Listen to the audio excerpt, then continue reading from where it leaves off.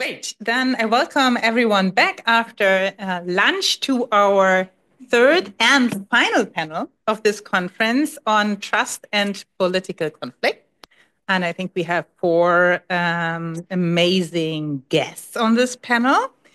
Tobias, Wille, Hendrik, Simon, lrene, Weipert-Fenner, and Michael Zürn, not as well known to sociologists in Frankfurt, but the AI community knows them very well.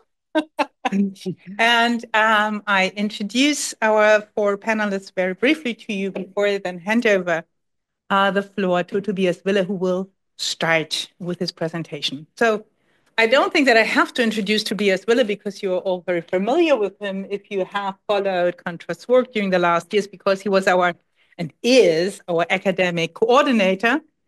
Besides that, he's also an assistant professor for international security at Goethe University. And he's currently on leave as a JFK Memorial Fellow at Harvard University. So he just flew in to be with us for this conference. Thank you for that. Just for you. And his research focuses on trust and distrust in international politics, on international security. Of course, this is where his assistant professorship resides in, and on diplomatic practices. And among Tobias' latest publications are two that I would like to highlight. First, his article on bureaucracy and the everyday practices of contested state diplomacy, the paradigmatic case of Kosovo in the Review of International Studies, published in 2024. And I think this highlights his research very nicely that he did around practice theory and diplomacy. And the second piece is a co-authored piece with Benjamin Martil, in 2023, Trust and Calculation in International Negotiations, How Trust Was Lost After Brexit in International Affairs. And next to me on the left side is Hendrik Simon. He's a principal investigator at and also academic coordinator of the Frankfurt branch of the Research Institute on Social Cohesion, Forschungsinstitut Gesellschaftlicher Zusammenhalt. And he's also associated senior fellow at the Peace Research Institute in Frankfurt. His research circles around two broad themes: the history of international law and norms on the one hand, particularly in the area of peace and security or peace and war, and the development practices of transnational collaboration of labor unions. Again, two publications that I would like to highlight. First of all, I think it's an award-winning book, isn't it? An award-winning book, A Century of Anarchy, War, Normativity, and the Birth of Modern International Order, published by Oxford University Press in 2024. And the second one, Islands of Trust, I love islands. Islands of Trust in a Sea of Locational... In a sea of locational competition towards transnational solidarity in cooperation-based workers' networks. This has been published by the Journal of Political Sociology in 2023.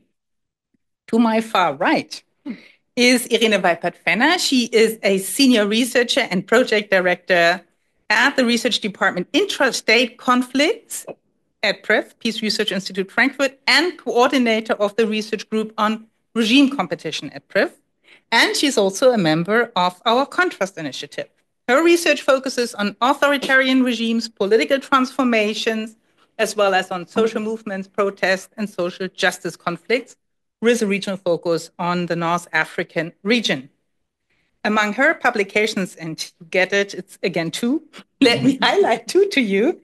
Her latest book, and I think still it's definitely worthwhile to read, even if it's already 4 years ago.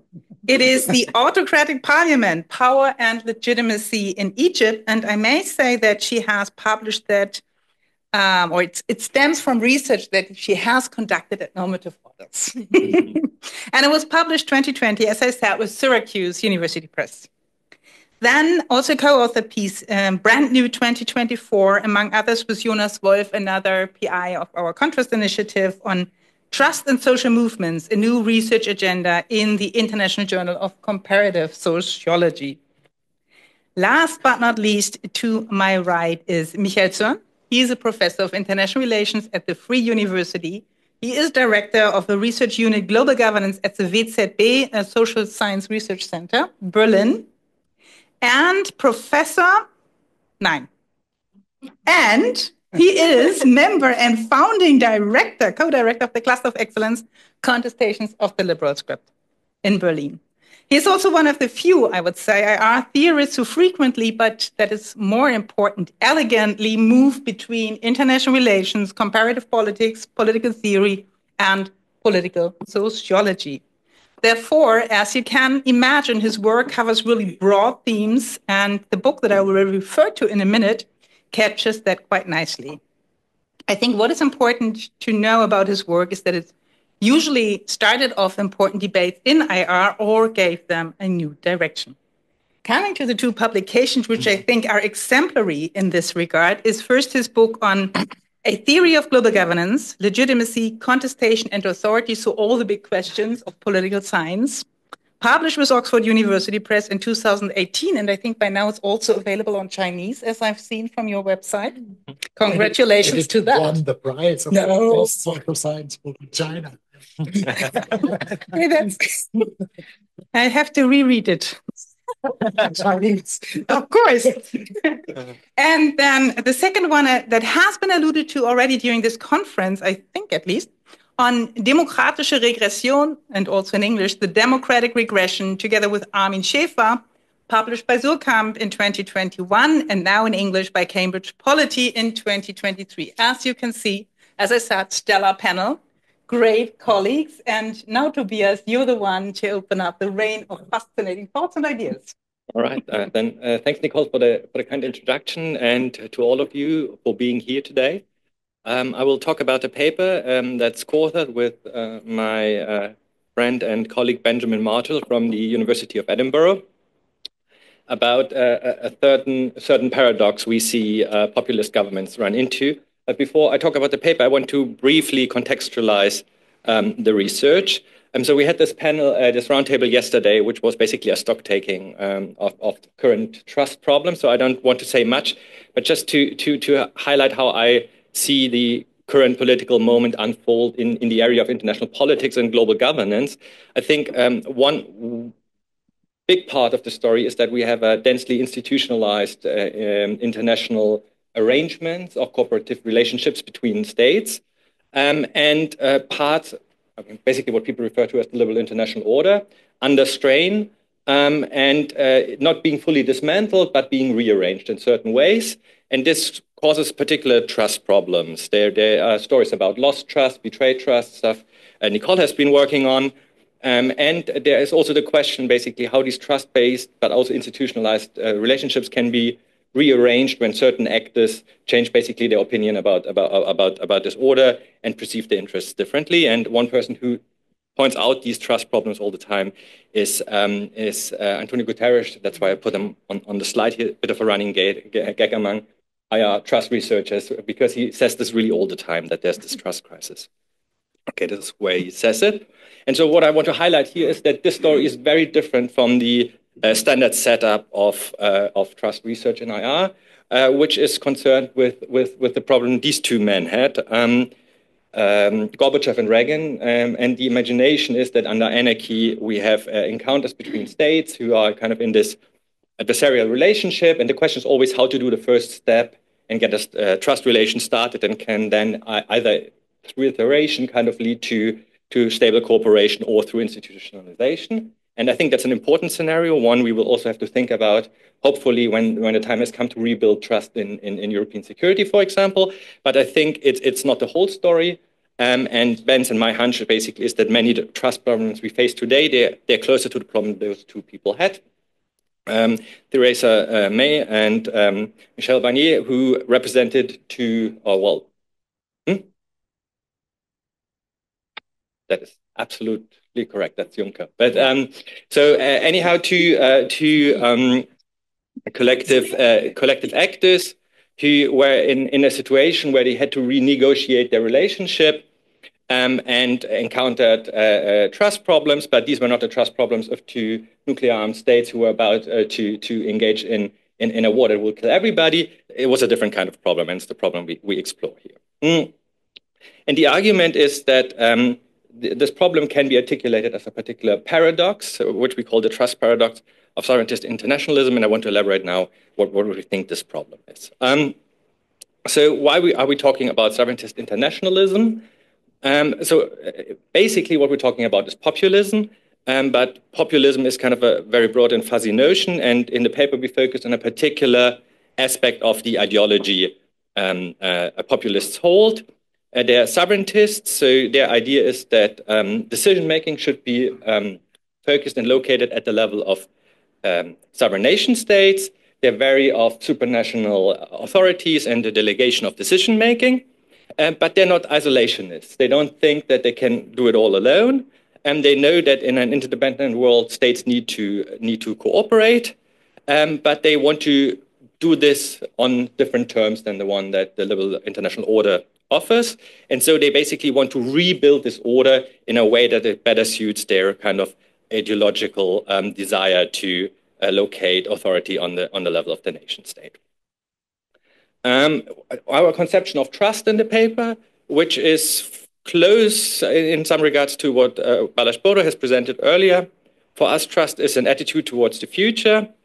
It's a subjective commitment to act as if it was certain that others would reciprocate cooperation. So it's also more focused on behavior than internal attributes of the other side. What's important for the context of IR is it's not focused on mental states. So most of the trust literature in IR assumes that trust basically is something like a bias, a cognitive that kind of makes actors act differently than purely rational actors would act. And so, I mean, obviously, we don't deny that actors have mental states, but that's not the focus here. And so this notion is better suited to think about collectives and how they basically relate to each other. This notion of trust can be studied with regular social science methods because anticipation of the future leaves traces in texts, in media artifacts. It's also something you can ask people about. You can ask people 3 years ago, what did you think would happen? And this in turn allows us to link specific constellations of trust and mistrust to specific outcomes, something Ben and I already also spelled out in a publication Nicole already mentioned. All right, so now the actual argument. And in a nutshell, the argument is that sovereigntism as an ideology drives these actors to, on the one hand, seek institutional arrangements that demand more trust than the arrangements more liberal actors would prefer. And at the same time, they're fairly untrustworthy types. So you don't want to really trust a sovereigntist internationalist. They also have a hard time themselves trusting others. And so what basically happens is that they end up quite easily in a situation where they want something that requires more trust than they can generate. So that is the paradox. Maybe we can, probably the philosophers will object that this is not really a paradox, but it's something we can talk about later. And so I'll go through the separate parts of the argument now. First, the demand side of trust. So we assume that trust and control, and in particular we focus on institutionalization as a form of control here because of the particular context we look at, that they're partial functional substitutes. So both, and I mean that's the Lumanian idea of course, they both reduce uncertainty, a particular kind of uncertainty, the uncertainty that results from the agency or freedom of others to act in one way or another. And in doing so, they help the actors align their expectations and cooperate. But they do so in different ways. Trust is subjective. So this is something that only happens within the expectation about the world the actor has, but not necessarily in the world. And control is objective. Control interferes and changes the world so that it becomes more certain and expectable. This has important implications for the actors because trust is fairly cheap. It's a subjective commitment, but one doesn't need many resources to trust. But it's dangerous. If trust is betrayed or turns out to be misplaced, then the consequences can be rather harmful. Control, on the other hand, is expensive. It requires the collection and processing of information. It requires, in the context of states and international organizations, it requires bureaucratic infrastructures. It requires that actors produce the capacity to sanction and to punish and so on. So it's quite an investment to exert control, but it's safer because it actually prevents certain things objectively from happening. So the argument here is that sovereigntist actors have a lower tolerance for control, and so they need more trust in their international dealings, and that's a bit counterintuitive. At first I thought these sovereigntist actors, probably they don't think much about trust, but in fact, all they do is about trust. Just kind of a footnote here for the IR literature, we think this is a bit of an innovation as well, because the IR literature mostly focuses on the supply side, so under which conditions actors can produce trust. And our argument here is that different kinds of actors need different amounts of trust to solve the same cooperation problem. So that's the argument. All right, so moving to the supply side. The argument there is that these actors both are not very trusting, and they're also not very trustworthy in the eyes of others. On the side of their own trust, they imagine international politics as a contest and a zero-sum game. As I already said, suspicious of supranational institutions. That's basically a defining feature of their ideology. They reject universalism and equality, tend to scapegoat others for their problems. And there's also kind of more behavioralist research that argues that they also have problems correctly interpreting signals of willingness to cooperate by others. So they themselves, they don't really tend to trust others. And then on the side of trustworthiness, and Lynn already beautifully elaborated the ABI scheme, so we're also using that here. These actors, in the eyes of others, lack benevolence, have little ethical concern for the plight of others. They lack ability due to an interesting constellation of constraints. They actually have a hard time to follow through on promises they make. And they lack integrity. They subscribe to kind of post-truth and love performative politics. And that all kind of makes other actors expect that they change their mind a lot and might not be very consistent in what you're doing. And so you see this is a long list of arguments. Our point here would be that this is a relationship of overdetermination. So even if one of these arguments doesn't apply in a certain case, by and large, basically, all these actors are untrustworthy and untrusting. That would be at least the argument. All right. So coming back to the paradox, the argument now is that a liberal actor would be on the left here, right? So the EU, for example, or maybe also Germany, for example, that would be an actor willing to tolerate high levels of control, but also able to generate high levels of trust. And so many arrangements are potentially possible, and then obviously there are other factors who determine where they end up there. But solving cooperation problems is fairly easy for these actors. And then the more sovereigntists you get, they move to the right, and quite easily they get into an area where the ideology pushes them towards institutional arrangements that are trust-based, but at the same time, they're unable to generate this trust, and they end up in this area of a trust deficit, basically. They have less trust than they need to solve the cooperation problem they want to solve. And then obviously the question is what happens? Just to rephrase the problem, so the problem is that they basically have impossible preferences. They want to have their cake and eat it too. They want to have trust-based institutions, but they can't generate the trust. And they also then make impossible promises to their own constituents. So they also promise that they can deliver this even though they can't. And what actually happens, obviously, this is just one mechanism, interacts with many other variables and mechanisms. But what we expect is that one result will be friction and conflict in the negotiations because they ask for and make way too high demands, basically.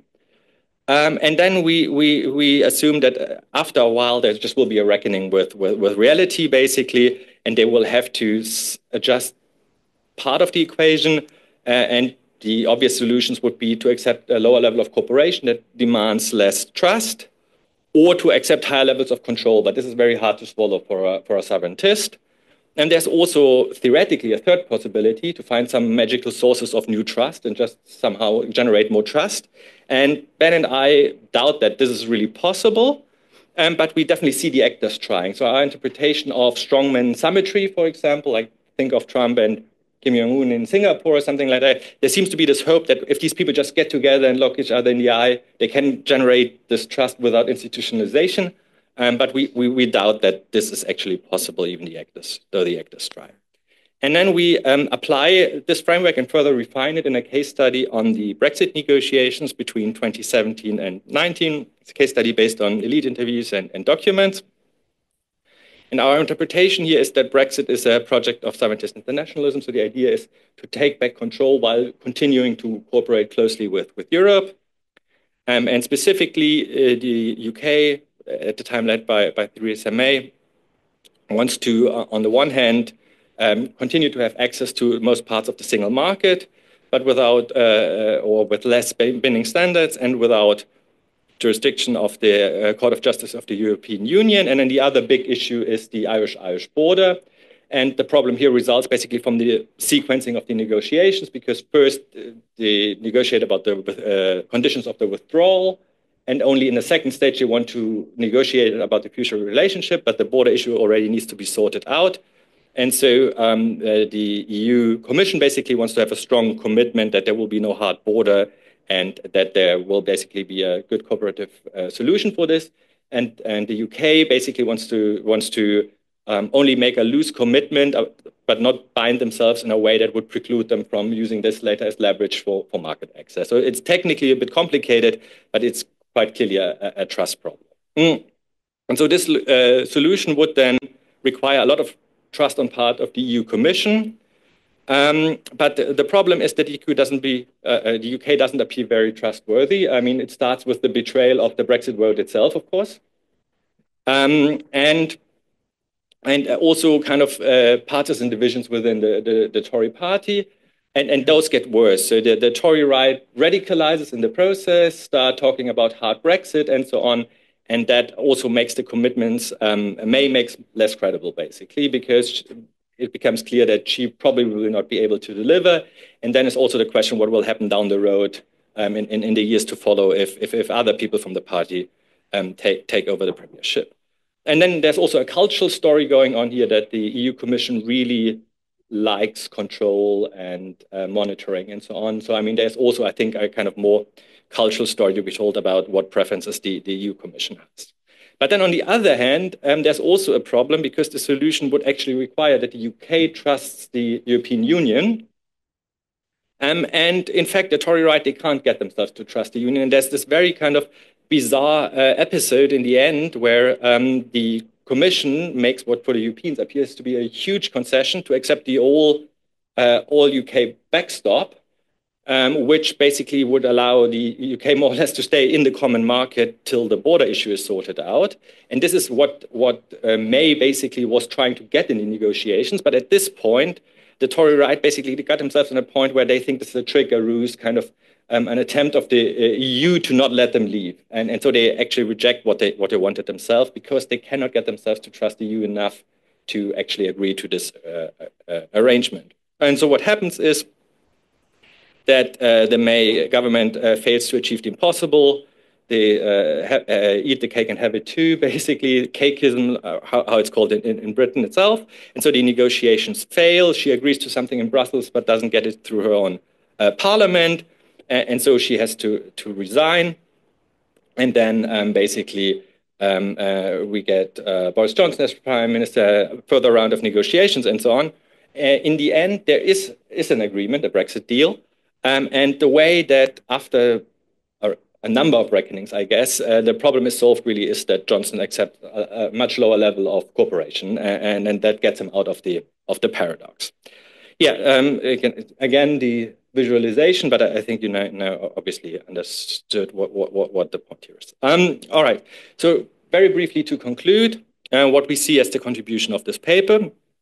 So we think it illuminates a problem that many sovereigntists face, and obviously they're on the rise. But we have also been thinking, for example, about Trump during the first presidency trying to renegotiate NAFTA, challenges by Hungary and the former Polish government to the European Union and similar stories. So I think this is something that happened already a couple of times and will possibly happen more in the future. By doing so, we want to advance the literature on populist foreign policy. More generally, it helps to understand complex dynamics of trust in the densely institutionalized environment we have now. So this is not the Reagan and Gorbachev story. It's a different story we think is important. And finally, more kind of on the side of kind of disciplinary debates, we also think that this contributes to internationalist, institutionalist theorizing by highlighting that different actor types have different trust demands and need different amounts of trust to solve comparable or similar cooperation problems. With that, I conclude, because I'm out of time.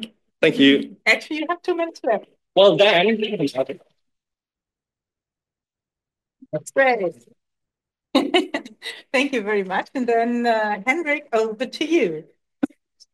All right. Yeah, thank you, dear Nicole. Thanks to all of you. In my presentation, I want to turn to the relationship between conflict and trust we discussed over the last 2 days, with a view to the relationship between trust, norms, and international violence. And this is a project I conducted together with Lothar Brock, who couldn't come today, unfortunately, but we're still thinking and writing a lot about this. So your critique and comments are very welcome, and I will give forward them to Lothar, of course, as well. Yeah, Tobias has already hinted to the state of the art of trust research in international relations theory. And there's a lot to say here, of course, different strands of research, but I just picked 3 important traditions.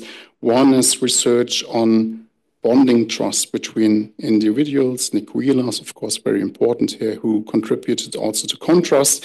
Another concept would be generalized trust in the sense of Brian Rathbone, and a relatively new approach is to think about system trust, what Jennifer Midson and Co did in International Organization, the journal, which is also very interesting, this article.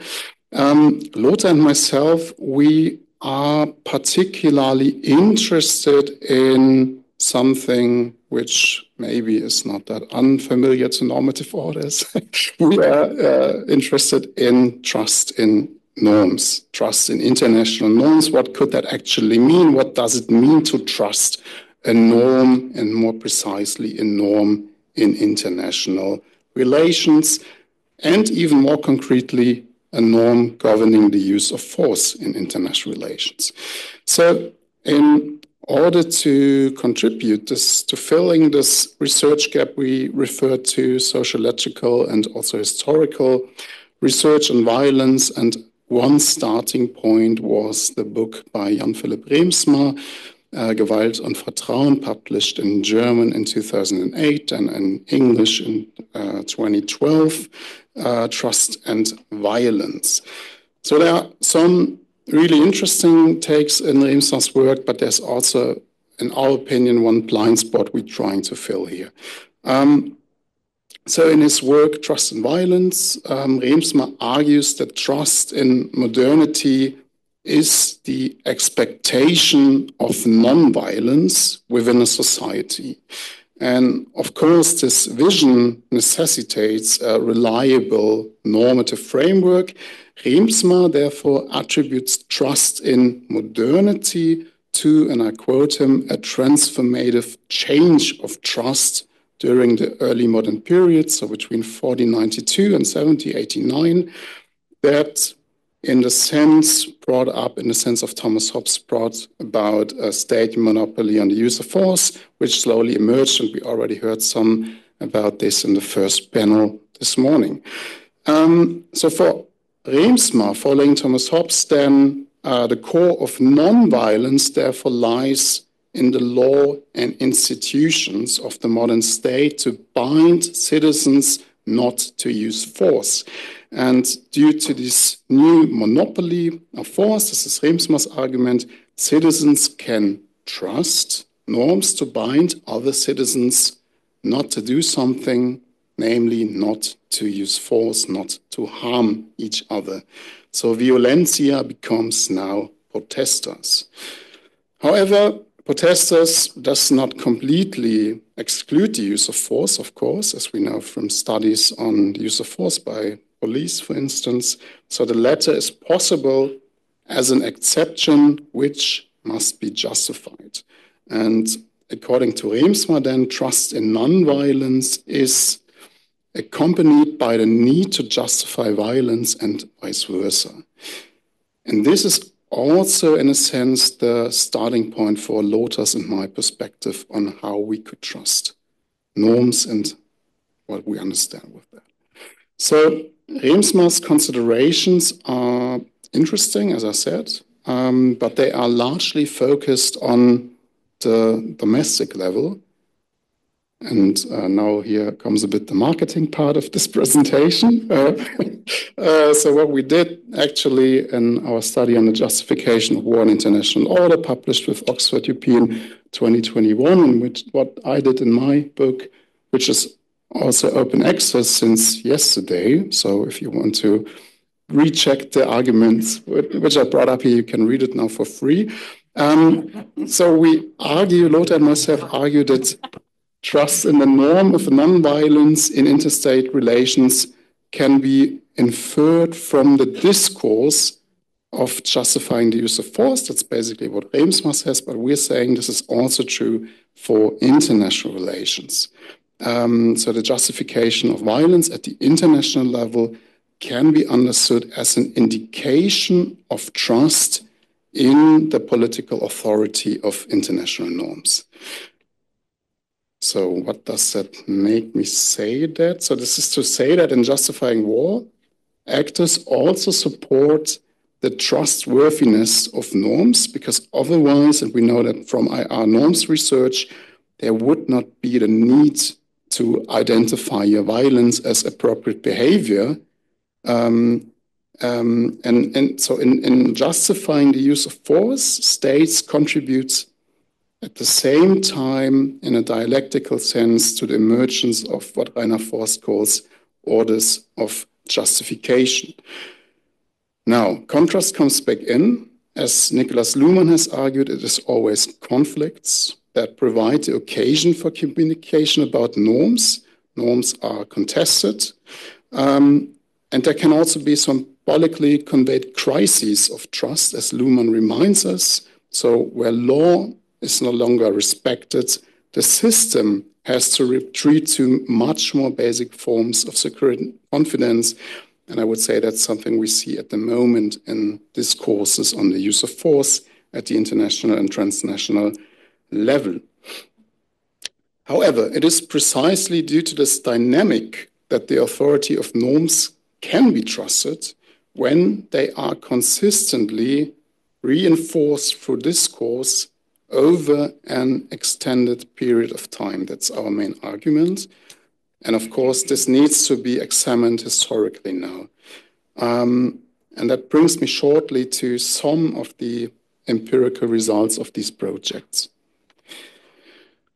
So first of all, we see historical continuity. So we see from a perspective of longue durée that it can be confirmed that throughout the history of international relations, it is absolutely not true what Carl Schmitt tells us, that there is a period of time where war doesn't have to be justified. It's simply not true.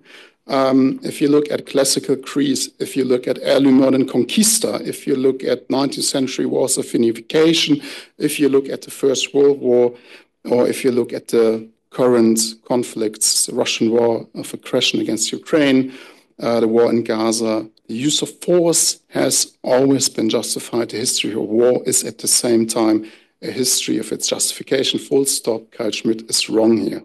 Second, it becomes clear in the empirical analysis that political actors have always had a form of basic trust in the norms of international politics that are also reflected in these justifications of wars. They are contested, but this is a continuity that runs through history and even beyond transatlantic modernity, on what Reemtsma, of course, focuses. Now we have these continuities here, but we also have, in Foucauldian sense, we have disruptions, we have change in the discourse over a period of time. And in my work, I identified as a really important rupture the French Revolutionary Wars, which also have been a bit neglected in the history of international law. So I would argue that the French Revolution actually gave birth to the modern discourse on the use of force and its justification. So all the narratives, or nearly all narratives of the use of force we are debating today are formed here, be it annexation, be it occupation, aggression, prohibition of war. And one important thinker, I would say the main thinker of this discourse, is Immanuel Kant, who brings up the idea of perpetual peace or prohibition of war in a public law at the international and cosmopolitan level. A second transformation directly follows dialectically from the French Revolution, and that's also in the book again. So that's the debates about revolutionary violence now triggered the striving for a stronger institutionalization of the European discourse on the legitimacy of war. And at the Congress of Vienna in 1840-50, we see now that the question of whether war is just or not is for the first time in European history bound to a common institution, the European Concert of Great Powers. And I would argue that it's also in this period of the long 19th century that we actually observe the transformation of trust at the international level, of which Reemtsma spoke, referring to the domestic level. This ordering engendered a heightened trust in international law and a legal trust. So also to say that trust in law is not always a good thing, because this legal trust became even so strong over the 19th century that after the First World War, it was actually more difficult to find a peace by law, because the pressure on Great Britain, for instance, was so harsh to sanction Germany. This always slightly addresses the many dark sides of modern trust in norms. We already talked about this yesterday. Is there a possibility of having a form of trust which is not inclusive and exclusive at the same time? I would agree that it's not possible. What we see here, of course, in the 19th century, that we see a dichotomy of inclusive and exclusive trust, particularly strong, of course, in the use of force against smaller, minor powers within Europe and polities in colonial and empirical contexts. So the unilateral exercise of force by hegemonic states has also undermined trust in the inclusive power of law, so to say, and the Berlin Conference of 1884-1885 is, of course, particularly interesting here. So now I'm jumping a bit to the present times, because that's also part of the article. In the context of Russia's current war of aggression against Ukraine, Lothar and myself, we also asked ourselves, okay, is this utopia of international law, trusting international law, over now? Can't we trust international law any longer? And in our opinion, the responses to Russian aggression are currently divided, and there is a polarization. But at the same time, we see that the majority of states, at least at the beginning of the war, have condemned Russian violation of international law. Thereby, one could argue they reinforced trust in the legal framework, basic trust. But at the same time, some other states hesitate to adopt a clear stance due to mistrust stemming from, inter alia, the Western world's recent and former legal policies. And of course, we have the polarized debate on Israel and Gaza, which is also playing into this calculation. So again, the question, can't we trust international law any longer to bind actors at the international level? And my answer today is twofold. On the one hand, I would say yes, to some extent, we still can have basic trust in international law. So if we look at the discourse of the justification, we see that even Putin cannot avoid trying to justify his violence. So we have, of course, these strange narratives of a Nazi regime in Kiev. We have other harsh arguments which are not making any logical sense. But still, Russia also tries to invoke international law, at the international discourse, or at the international communication community, with particularly emphasis on past violations of international law by Western nations, be it the case of Kosovo or Iraq.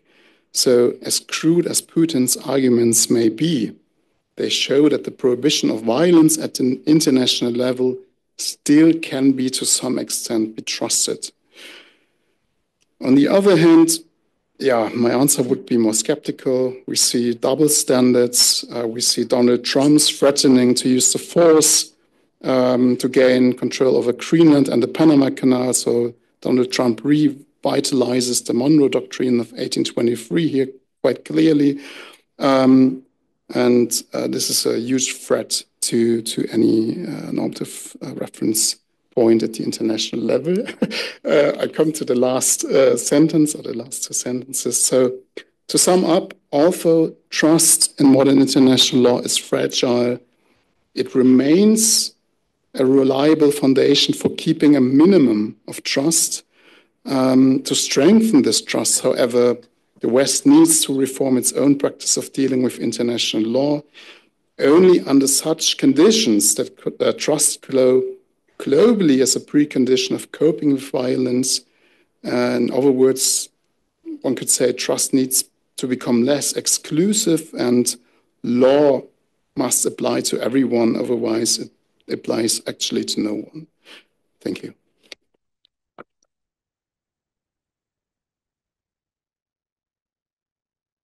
Okay, thank you so much. Good afternoon. Thanks for sticking with us.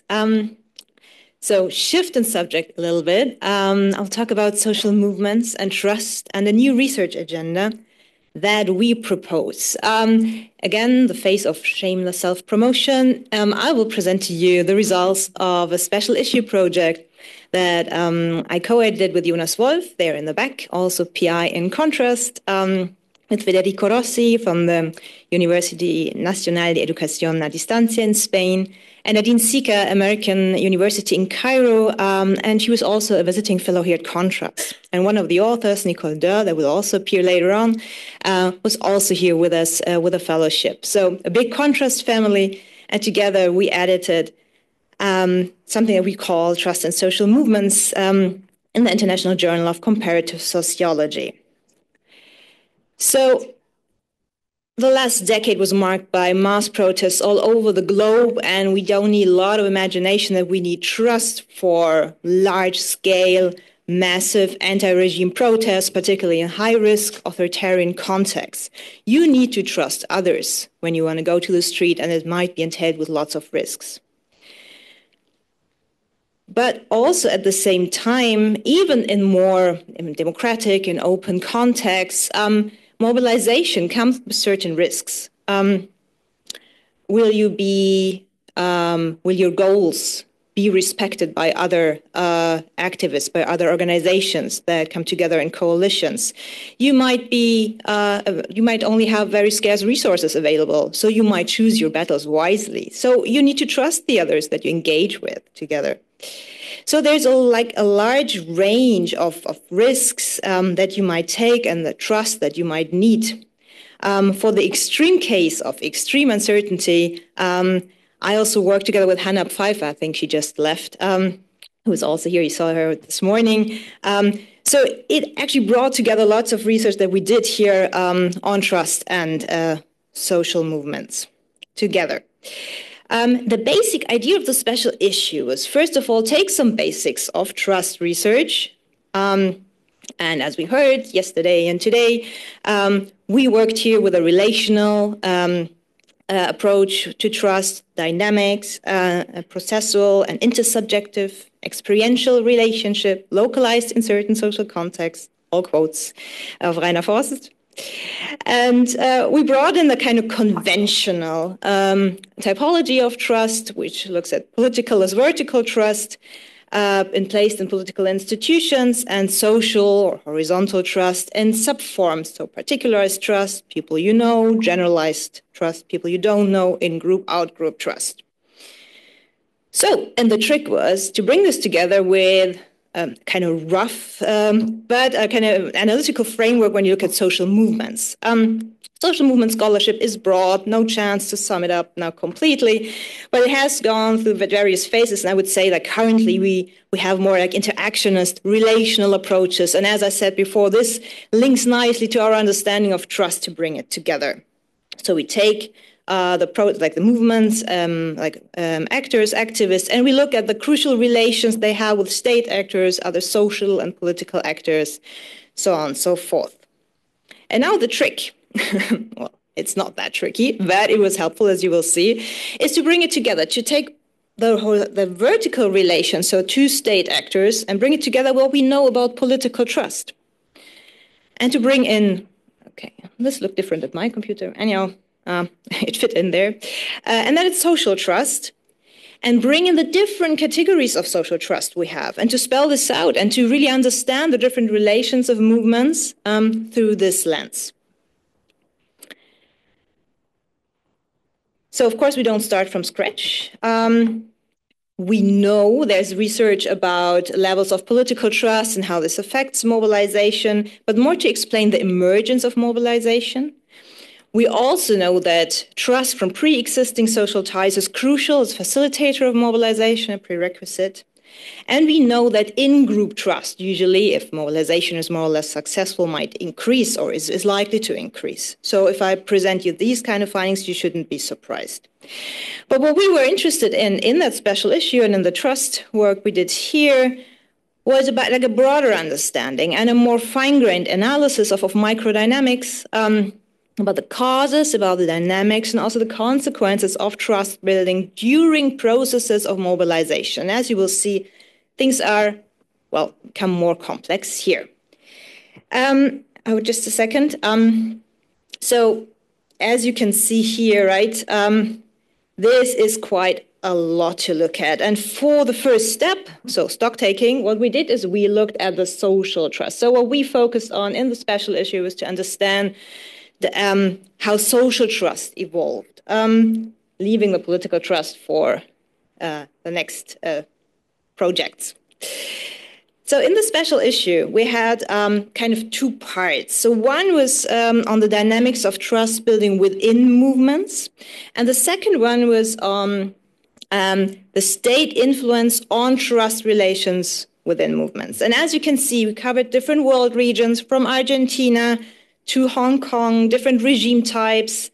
We had single-issue mobilization on environmental activism, but also revolutions, so large scale of different forms of mobilization, and also different methods applied here. So let me walk you briefly through the main findings. When we look at the dynamics of trust building within movements, we differentiate between, we could see that there was actually active trust building, so also intentionally, but also sometimes trust was more of a side effect, if you want. Ming-Sho Ho, a colleague based in Taiwan, working on the Hong Kong protests of 2019, identified different strategies how to build trust in high-risk contexts.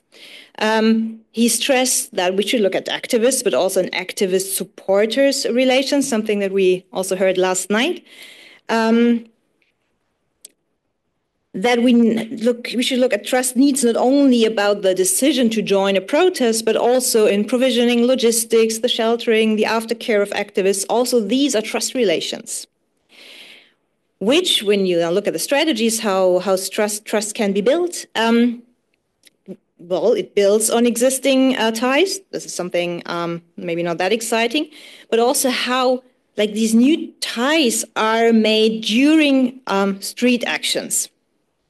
And here, bonding particularly has a broader understanding than simply joining protests together, but also spending leisure time together, forming family-like units. So something really fascinating from Hong Kong, that people who were kind of excluded from their families because of the high risk or the families faced, they grouped in new families. So older members were called mom and dad, the younger activists were called siblings. So it was really like a family-like social unit they formed, leading up even to romantic relations.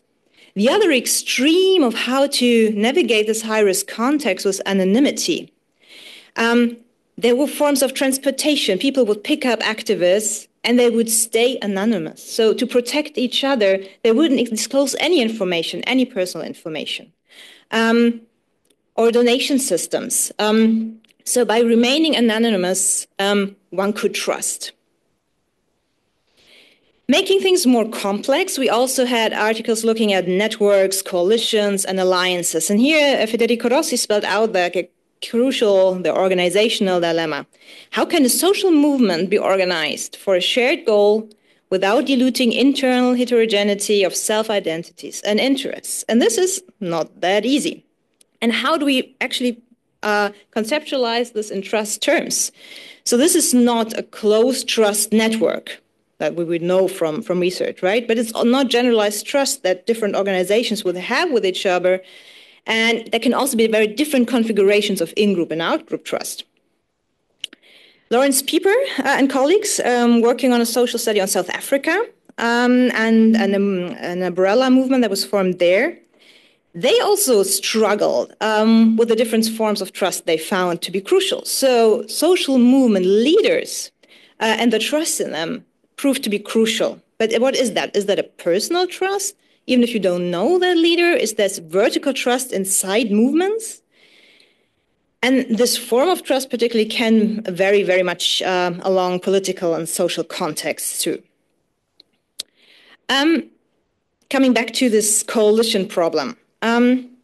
What Federico found in his study on Argentina and different anti-neoliberal movements was that there can be different forms of coordinations, but the trust, and this is of course interesting for us here, was not a result of consensus, but of the ability to negotiate differences.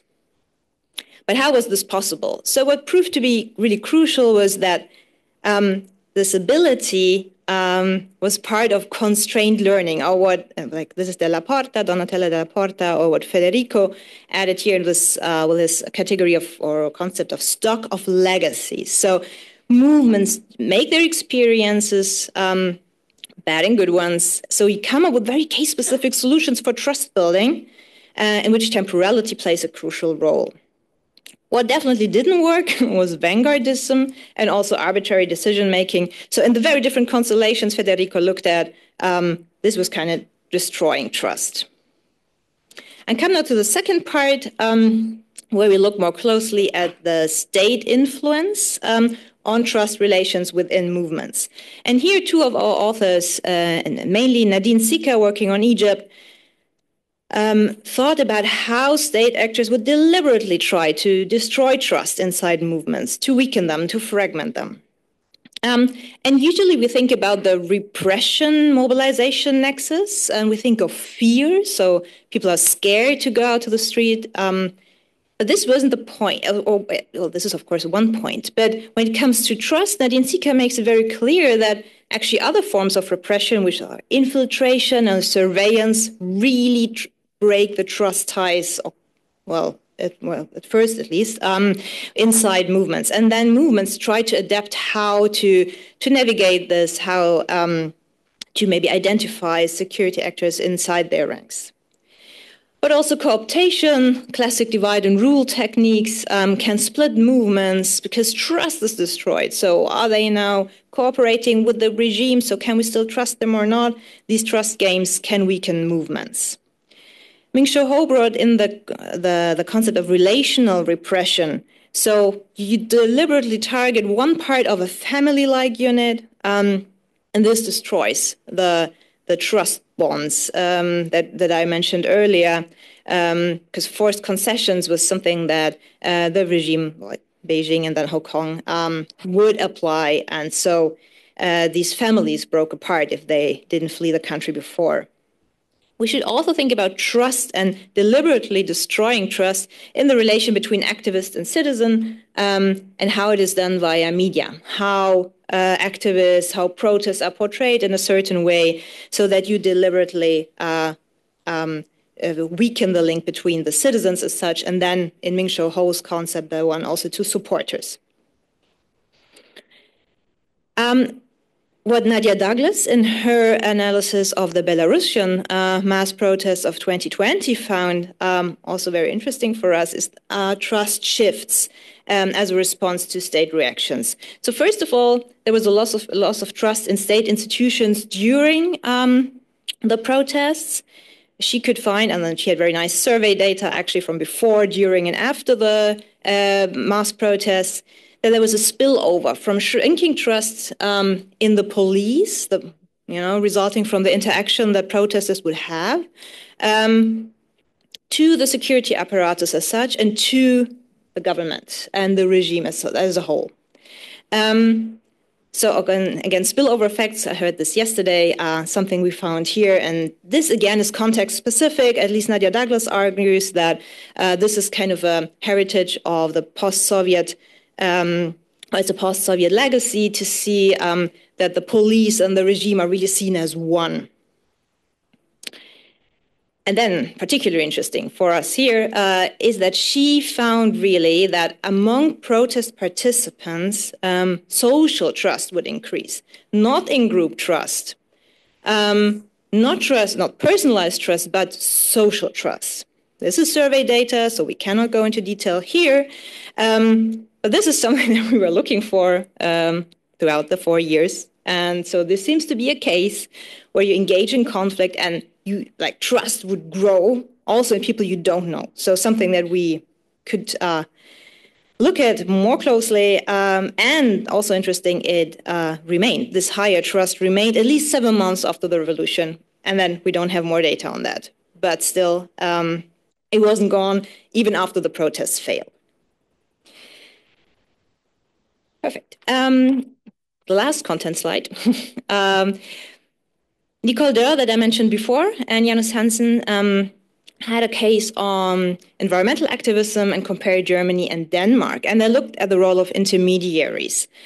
I'll be brief here, but it's basically about the idea, and we know that from social movement research, of course, that brokers are important, so that they they are intermediaries between state institutions and activists, but also that kind of navigate a very difficult, at times at least, a very difficult movement, a broader movement set where you have more radical and more moderate forces. And when you as a broker even get the chance to enter state institutions, which was the case in Denmark, you really have to deal with what I called for the other context co-optation, right? So what could cause a trust crisis needs to be managed. And this requires certain skills and also consensus-oriented state institutions, which would make it very easy or easier at least for activists to bring in the agenda of the movements, but also to bring demands back from the state side to kind of really mediate between the two fronts,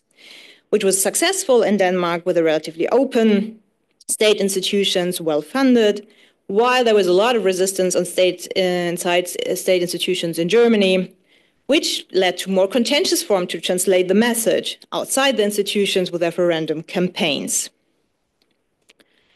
Okay, summing up. I think the major thing that we learned is that we think about social movements, but also like coalitions and alliances. We really need to think about how trust can be sustained over time. We had some first mechanisms and some first strategies identified how this can be done. We differentiated between deliberate trust building and eroding strategies and trust as a side effect. We showed how important different time horizons are that we need to study, and the different spaces where these trust games, not really, but yeah, trust dynamics play out, and that we need to take this context very serious, and we need to, of course, comprehensively and comparatively study them. And final point, as I said before, we just looked at social trust dynamics, right? We had the influence of the state institutions, but we didn't look up, if you want. So the political trust dynamics during mobilization, this would be the major step to go forward here. And with that, I'm done. Thanks a lot. Well, nevertheless, thank you very much for the invitation and for this final conference of ConTrust. I really was excited to learn what my Frankfurt friends did in the last 5 years, and I learned during the workshop, surprisingly, a lot of quite interesting things. So, I mean, no, I really learned many things. And I just want to emphasize, I mean, I found 2 things especially interesting. One is what I was not that much aware of, that there is a specific political theory take to trust. And that is something which I found very interesting. But also, of course, the thing that we discuss very much in this panel, that is the relationship between conflict and trust. I mean, those two additional perspectives is the stuff that I really find extremely interesting. So thank you for giving me the opportunity to talk here, and especially for giving me the opportunity to listen to you. So there's one problem, however. The longer I was listening, I was wondering what I can contribute as the last input to ConTrust, right? I mean, different from the impression that you wanted to create about me, that I talk about everything. I really never worried about trust in any of my work. That's why we did ConTrust. I have never worked on this. I mean, there were mainly 3, I would say, indirect encounters with the concept. I just want to mention them because they may have some implications for what I want to say later. First of all, interestingly enough, I think political scientists use trust never as concept. They use it as indicator for other concepts. So, I mean, it is for legitimacy, for political support, for all those kind of things, but never this famous trust question in all of the surveys is never taken as trust. It's always taken as sort of an indicator for something else. And that will, or that has probably an impact on my view of this definitional question, to which I will come back. The second observation is trust is, of course, and Deitelhoff probably knows this even much better than me, is one of these data points for which we have a very long time perspective. I mean, the first trust questions and surveys, I looked it up because I wanted to go back in one study where I used it as an indicator for something else, very deeply. And the question started essentially in the United States in the 1960s. The next 2 countries that used the question were France and Sweden. So we have some data of these 3 countries essentially from the early 1970s on. And I just want to make this point because I looked at the development of trust into political institutions. The major dip, the major decline in trust in political institutions in liberal democracies is not in the 1990s, not in the 2000s, it's in the 1980s.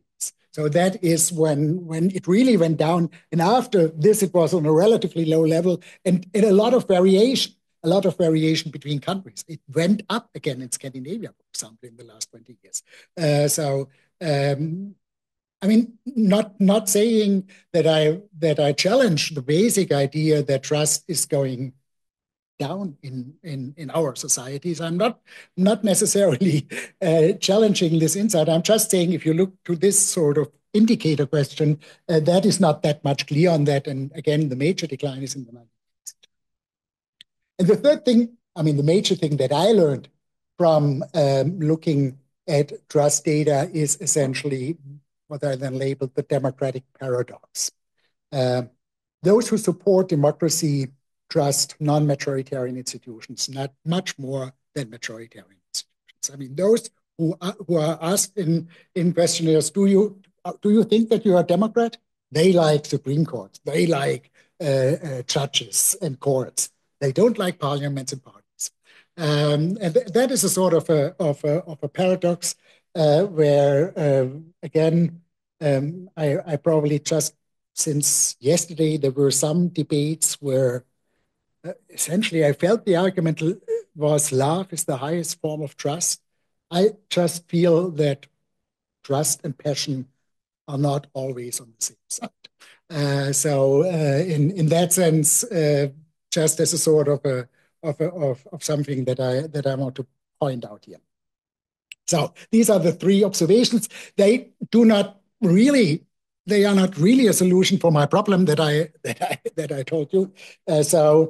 Since many political theorists are in this room, let me start with an advice that I once received from Stephen Holmes, a distinguished political theorist, and he told me, if you cannot make an argument, make a distinction. And this is what I want to do. And since I even do not have an original distinction, I make two distinctions to make up for the fact that they are not really original. So this is what I want to do. And with those two distinctions, I want to say first something on the three papers, and then secondly, maybe a few thoughts what could be ConTrust too. The first distinction, as I said, not original at all. You mentioned it very, very extensively. It's vertical versus horizontal. But I use it now as only two types, and that means, of course, if we think about vertical trust, it includes it goes from segmentic horizontal trust. If we use horizontal trust, it goes from segmented in-group trust to generalized trust to other members in society. So it is a broad concept, and it can have both of those elements that you were also talking about. So it is, of course, the social capital that Putnam was talking about. It is all this diffuse reciprocity thinking and all those kind of things. If I talk about vertical trust, on the other hand, I would say it is trust into specific political institutions, but also system trust and also trust in the sort of political system in which you live, and even trust in political elites as a whole.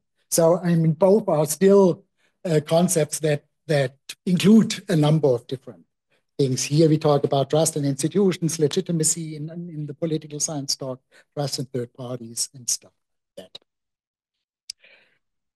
Why do I make this distinction? In order to say it is a sort of a strange distinction, because actually we think, and I think at least two papers in this panel think very much, it is a sort of a functional equivalence relationship. So you can replace one with the other.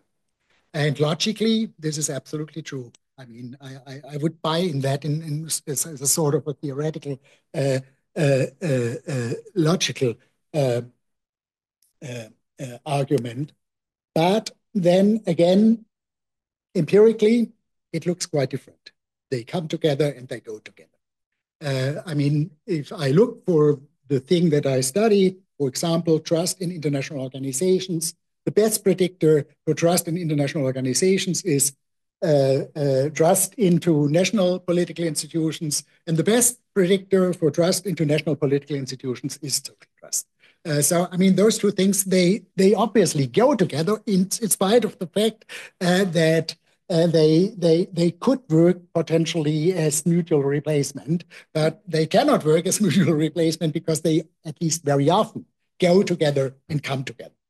So with this distinction and with this remark about the relationship between the two, let me first say why I still struggle a little bit with the sort of rationalist definition. I mean, and let me just make clear, we are talking here about 2 points where there are other questions. I mean, one is it mainly comes from the social trust side. And that's your question about the affective dimension, about car loving and stuff like that.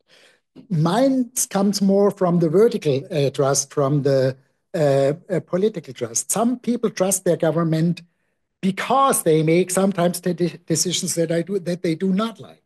And this is acceptance in spite of the fact that they work against my will. And that's even the definition, and therefore I'm talking about this indicator or thinking, that's even the definition of legitimacy.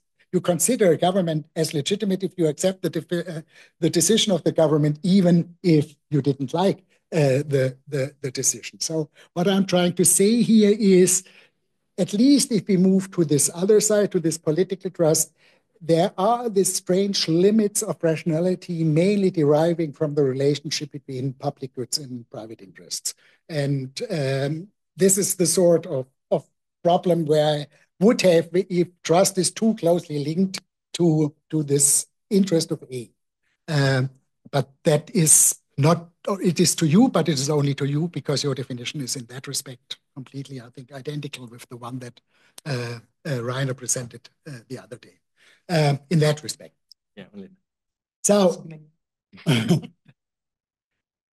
but that was just on the definitional side. Let's go to some applications. Brexit. I mean, as I said, I liked it a lot. I learned a lot. It's a great study. And you framed it as essentially as control versus trust. The argument is UK needed to create trust, social trust on the level between states to replace, I mean, horizontal trust, to replace control in order to keep the benefits of cooperation with the EU states, especially in with respect to trade. But they failed. I mean, the alternative is, why do you not handle it as a relationship between vertical versus horizontal trust instead of control versus trust? Why do I say this? Because it is not that that Theresa May, I mean, I read your paper, that Theresa May could not convince Barnier. She could convince Barnier to agree to the Chequers deal. It failed essentially for internal reasons on the side of the Conservative Party. And that essentially leads to the conclusion, and that's the thing, the two vertical and horizontal always go together, or very often go together, one should be careful, that the deconstruction of the vertical trust into EU institutions essentially brought down as well the horizontal trust in other EU states. And therefore, the EU conservatives essentially got rid of Theresa May. So that would be just another interpretation where you play with those two different things. And the argument here is it was not the failure to create horizontal trust, because May did it according to your case study.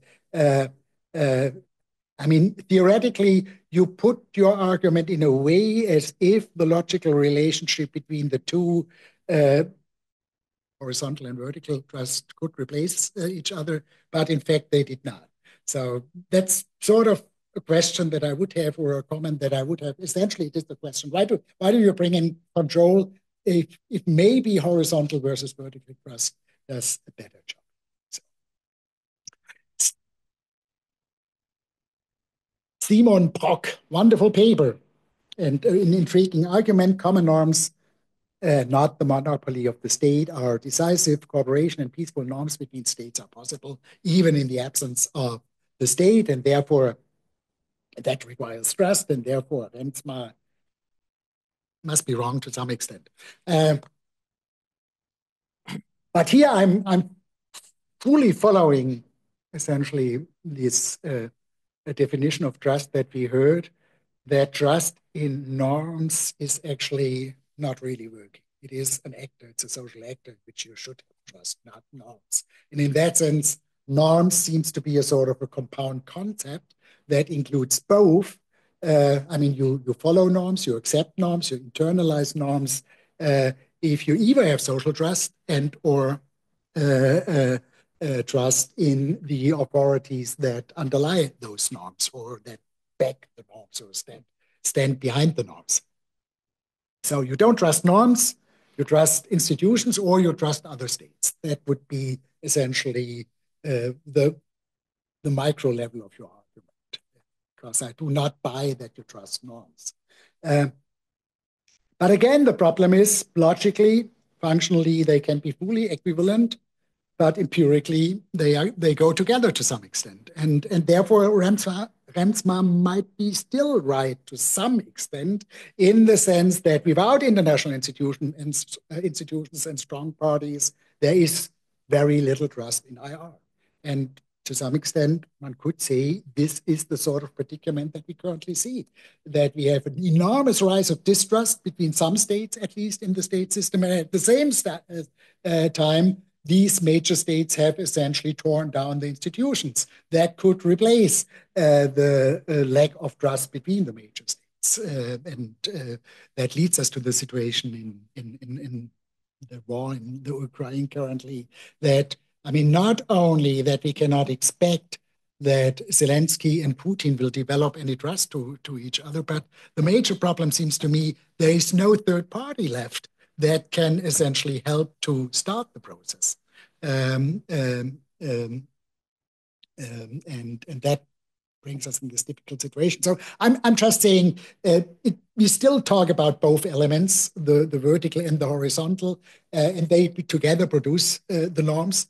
And if both are missing and they often go together down, then there's the problem. I just want also to say I really like this framework and also the additions of the specific studies that you provided in your presentation. And you make this distinction between vertical and horizontal trust very, very clearly. But you, of course, have at least a few cases where you openly contradict my basic idea. They often go together because you make this argument, well, there are some movements where essentially an enormous distrust into the state creates an extremely strong inbound trust within the group. And I think this is true. This happens. So, I mean, that is what I'm trying to say about this close relationship between the two forms of trust is not something that applies to all of the cases, but I think it would help us probably to distinguish between two different types of social movements. I mean, if we take sort of basic distinction that we always work with internal versus external or system versus policy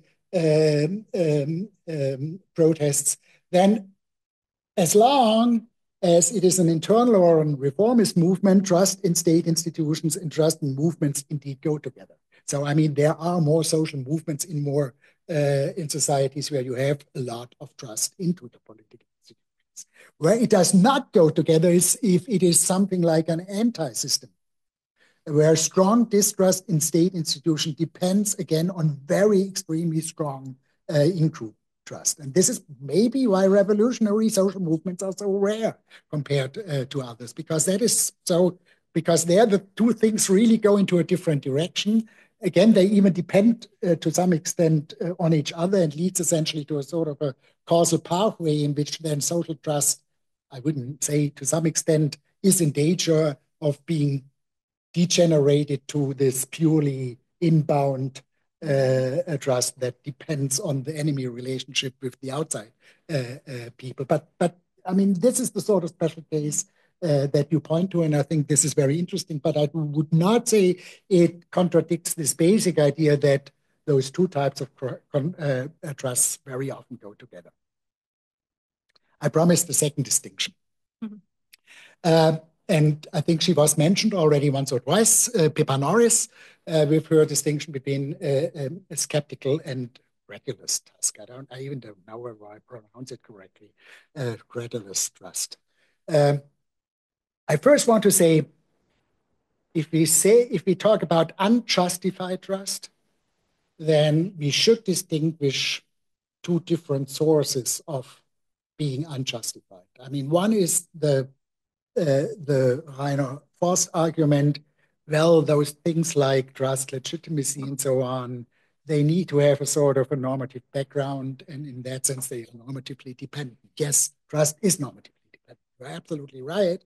But in the case of trust, we are talking about even a second possibility of being unjustified, and that is that it is just wrong, and not only wrong in the sense that it turns out to be wrong, but also that it was wrong from the very beginning on, because you shouldn't have trusted on the basis of the information that you had this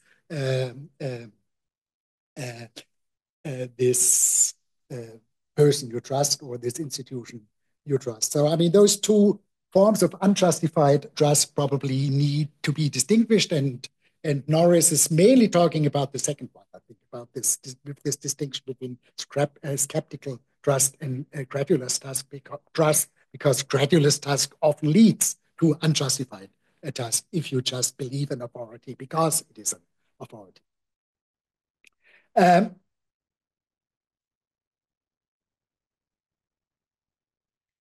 But I mean, clear what this means, and of course she builds then up a 2x2 table where you have a positive, where you have trust or no trust, and where you have good reasons for having trust or no trust, and where you have no good reasons having trust or no trust. And I think that is very helpful. And I don't know, looking at the time, let me say that from there on, I see a set of research questions which seem to me so, how shall I put it, so important in these days, but completely understudied as far as I know the field. And that is essentially what helps actually the rise of false trust. And I'm talking now about social trust in the first place. I mean, what helps us to understand why did Steinmeier, and I know that he really trusted him, why did Steinmeier, a reasonable, nice, intelligent person, trust Putin?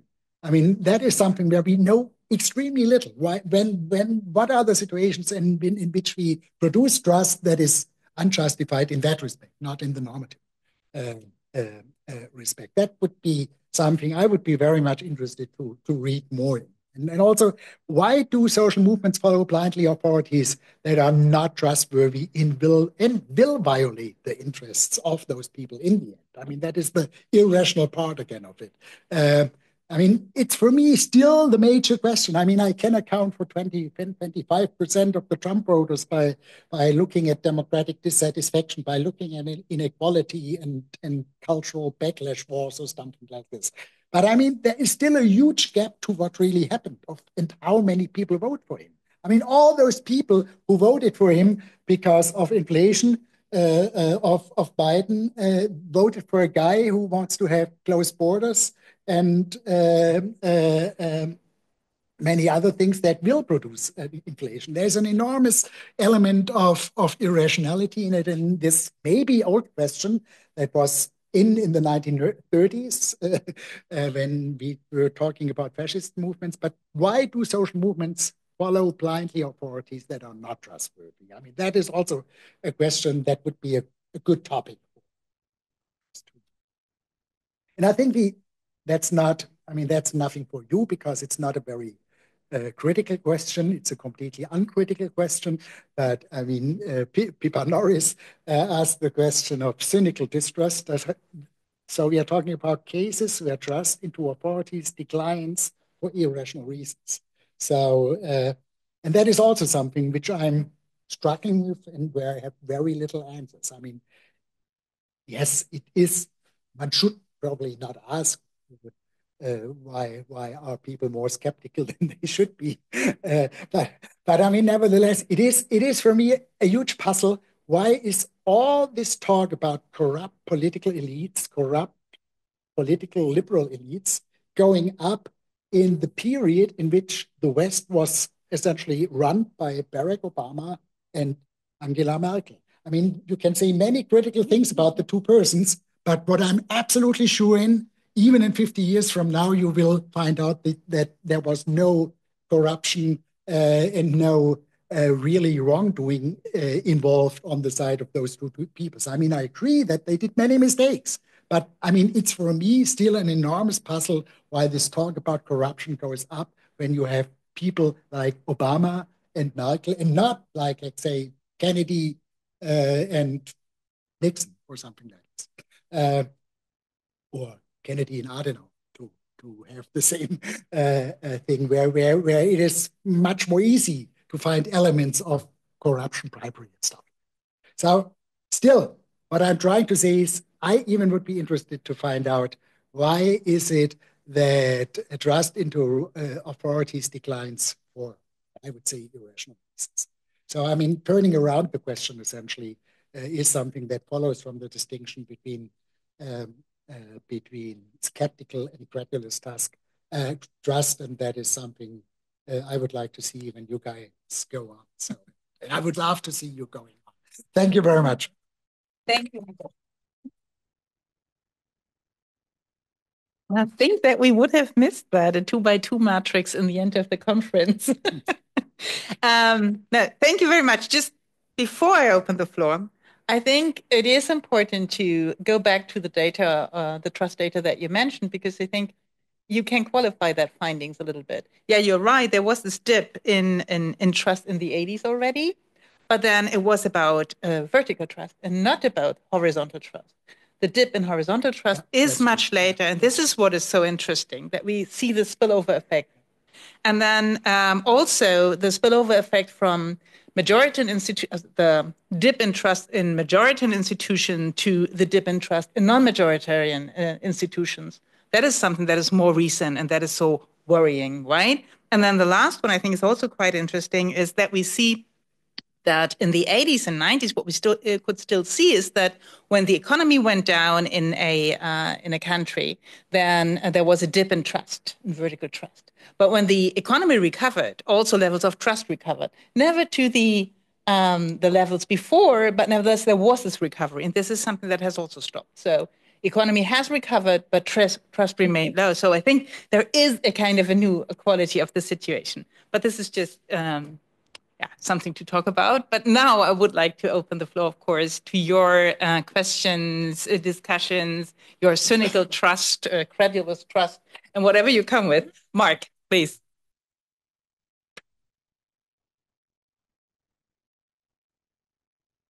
So I want to go back to, I think it was one of lrene's last slides, where you were contrasting Denmark and Germany, and pair that with a comment that Michael made.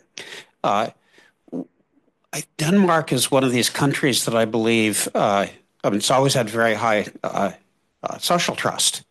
But as I recall, thinking back 15 years when I actually knew some of this data, Denmark experienced a big dip in vertical trust and then rebuilt it somehow. And so in light of this, I think I want to ask, is Denmark doing something on the democracy side, and you were suggesting possibly they were, to soak up, discontent, social movements, and so on, that was not being done in most other countries in Europe, including Germany? So I always want to come back to the kind of democracy and trust pieces of the question. Thank you. And then I think Rainer is the next. And then I would. All right, thanks. Well, this remark leads me to a skeptical question to, I think, all of you, especially Michael. What do you think would be a strategy of political government in Germany to raise levels of horizontal trust? Strict anti-migration policy. So think about how valuable trust is and what these indicators. I'm not saying this is the reason in Denmark, but it may well be the case. It is. Yeah, it is. I think that is right. Right. So right. Exactly. Yep. Right. No. So that's why we have to be so careful with not just the concept but also these findings. I have a question for Tobias. I thought this was great, but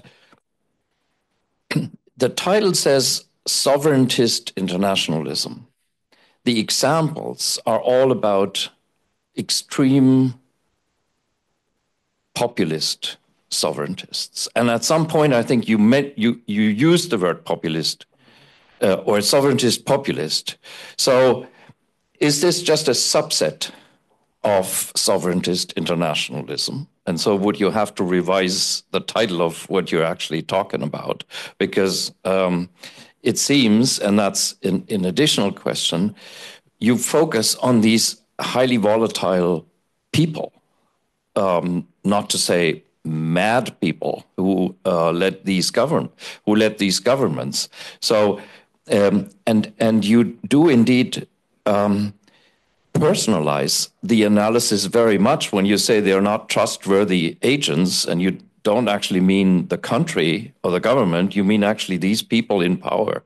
And so how much can we generalize from these rather contingent cases to a structural issue about sovereigntism?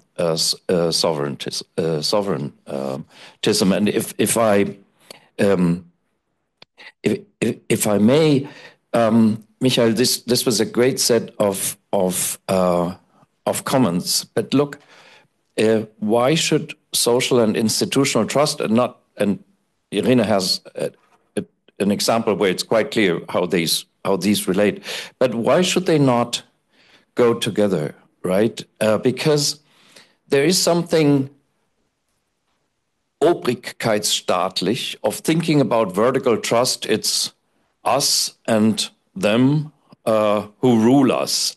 There's something pre-democratic about this idea. But of course, in a functioning democracy, horizontal trust in your fellow citizens and trust in a democratic institution should go together. So I think there's a danger of sometimes using an analytic distinction as if it was an ontological distinction. And so I think there's in a democracy there's a clear relation between the two, and also trust in governments who occasionally or often rule in a way that I am not in agreement with has to be explained with a trust in a democratic system, and so I don't find that puzzling either.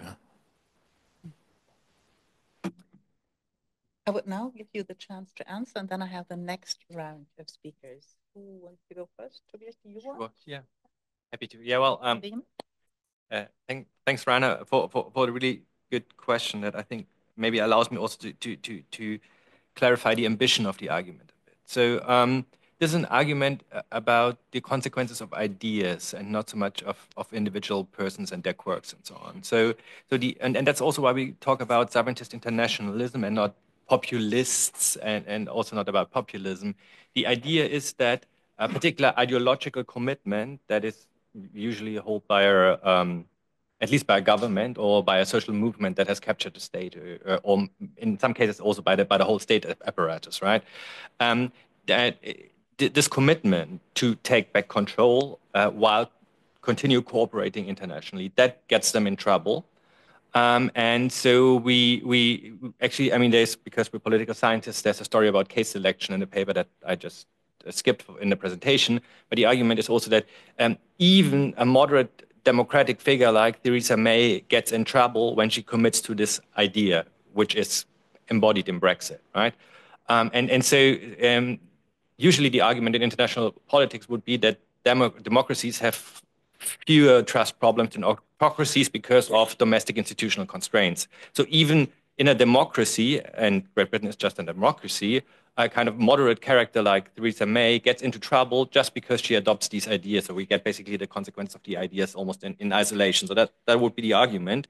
And I think in the narrative, you quite easily talk about the individuals and their problems. I think, and this is also kind of an answer, I guess, to one of Michael's question about the horizontal and the vertical. So the way we look at this is about the horizontal relationship between, like in this case, basically a supranational actor and a state, but generally narrative would be kind of about these sovereign actors that are on one plane, right?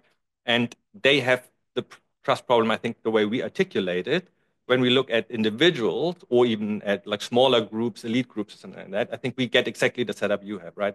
Theresa May, she has two problems. She has the trust paradox with the European Union, and at the same time, she has a more horizontal trust or two-level maybe trust problem with her own party right, and then also with the British public, of course. And Ben and I, we've been talking about like how to work with this, maybe talk about a like two-level trust game or something. Also like, I don't talk like this usually. Like Ben makes me really a kind of positivist, but that's a different story. But but I think there's a third paper in it that exactly kind of gets at the problem you identified, right? That Theresa May is basically engaged in or has two trust problems basically, and we in the paper try to get a one, and you highlighted how this intersects with another very interesting trust problem. Also difficult then because you have this whole argument about factions and domestic constraints and so on that makes, it's not called trustworthiness usually, but kind of the credibility of commitments or something like that in the literature. But I think that is basically also a problem we would have then to engage with which would make it complicated. And just one quick remark about trust in institutions. I fully agree with you. Like from a functional perspective, institutions or control, the way we talk about it, they're substitutes. You can like have one or the other to solve a problem, but empirically, historically, they always like go together, and that's why you get two kind of situations you probably would refer to as equilibria, right? Like one of them is you have cooperation of institutions and abundance of trust, the surplus scenario, basically. And then you have the spiral of mistrust. Basically, you have another more or less stable state in which there is mistrust that leads to more mistrust, and you have no cooperation. And it's really difficult to like figure out how anything in between can be stable, I think. And so I fully agree there. And also we try to catch this a bit with the model and the idea that you can have a surplus of trust in the beneficial kind of good scenario. Really? Yeah. Okay, thanks a lot. Okay, I'll start with your major point, right, about horizontal, vertical trust being connected, right? And you're perfectly right. I think there are basically two ways how to link them together. One is the upward spiral model. I think like both go up and have a like positive influence, mutual influence, while you have a downward spiral model that was applied to the Middle East and North Africa, but also to the post-Soviet countries, saying like this is all going down. So there's low social trust and low political trust. But maybe I think we need to be more fine-grained, I think, here. You started doing that already, right? Differentiating between vegetarian, non-vegetarian institutions. Again, like coming from social movement scholarship, I would say we disaggregate state actors much more finer. We could do that with survey data. We have all that. And then I think we need to do two things. One, look at it context specifically. Also, like a social meaning of a certain institution. I'm thinking, for instance, about particularly non-Western context. Think about West Africa, where you have this military coups, and the West doesn't understand why do people support them.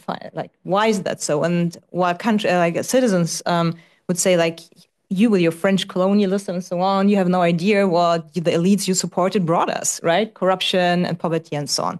So the army has a different social meaning. From my research, the army in Egypt had a very different meaning, right, in 2011. But second point, it's not only context specific, it's a process, and there are learning processes involved.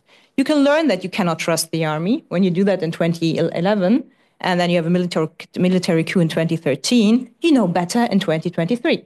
And others learn as well. So this even has this transnational dimension. We think about who you can trust. We see that here in the Western world, in Europe and the US, but you see that also in other world regions. Yeah, particular neighborhood effects are strong here. Who can you trust? The Sudanese knew that they wouldn't trust the army because they learned from the Egyptian example. Okay, so this becomes more complex, but I think it becomes also very interesting, actually, to think about the different relations here and how they interplay. You're perfectly right in differentiating between anti-regime protests and reformers. But I think there was also some interesting research done here about Klandermans and colleagues to say that even here at protests, when you survey protesters, you would find some who have higher trust in institutions, some lower. So for some, low trust in institutions can be motivation to protest. For others, it would be high trust, because then if you really tell the institutions what to do, then you fix problems. But I think this is still another level of political trust, right? Of course, the distrust level in revolutions is a completely different one in other dynamics. And I think it's really fair to say that we differentiate here. But still, I think, and you pointed out to this, like different dynamics, what kind of trust was lost on the way. I think it would help trust research to develop, to go a bit like a step further, and don't stick to the spiral models and that's it, then you're locked in. I think there are many dynamics, and the relational aspects can help us here to move it forward. I would say, Denmark. I'm sorry, Denmark. I'm really not an expert on Denmark, but what I learned from the paper, and that was focused on environmental activists, so green translators in Nicole's words, was to say, so in the Denmark case, state actors were open to the cause. In Germany, you had ideological resistance from the paper, not mine. They funded activists, so they included them into so they gave them positions to these brokers particularly, right? So for a longer time, they had also the stability to navigate the different terrains, to translate, right? It's difficult to build trust here.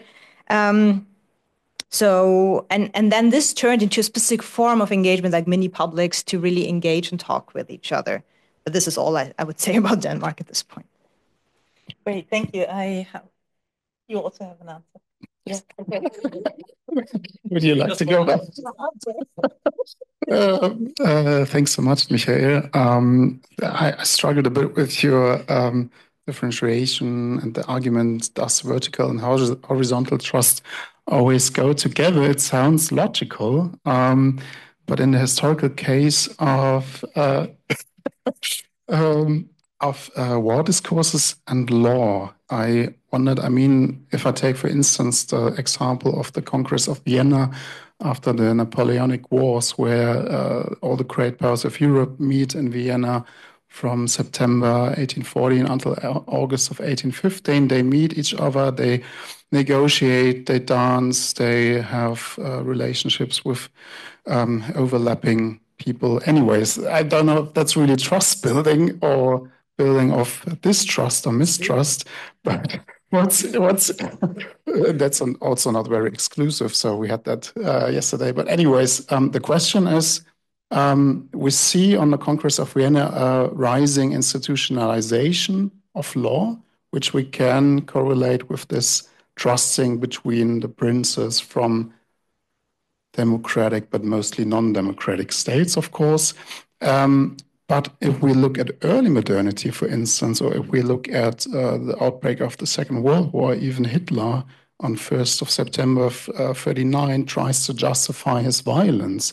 And that's making me wonder, because, I mean, Chamberlain trusted Hitler too much, but at that point, I would say most statesmen didn't trust Hitler anymore. And so the horizontal trust was gone, but still Hitler, in a way, tried to argue, well, I have to refer to norms. I have to refer to international norms. I have to frame this aggression, this war of annihilation, as a war of self-defense against Poland.